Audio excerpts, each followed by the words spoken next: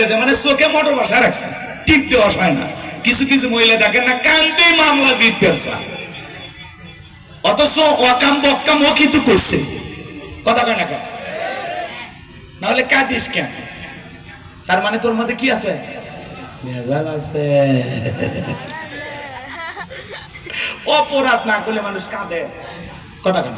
অপরাধ না করলে কাঁদে। ওরা উল্টো রিয়াকশন দেখাচ্ছে, কি বলো আমাকে নিয়ে এত বড় কথা বলো।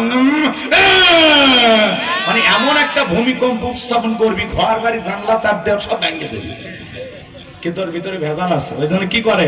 কাঁদে কাঁদে। কথাকে বোঝা যায়? রাগ করবেন না আমার ভাইয়েরা।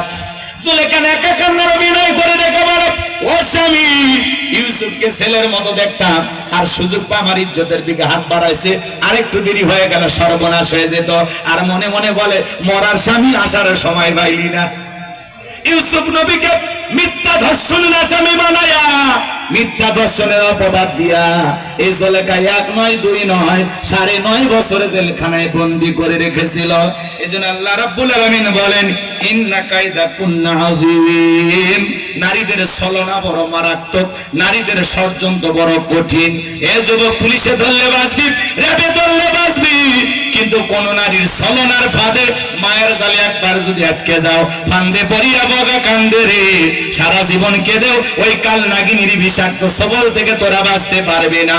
মেয়েরা ছেলেদের ভালোবাসে না, ওরা ছেলেদের মন নিয়ে ব্যবসা বাণিজ্য করে।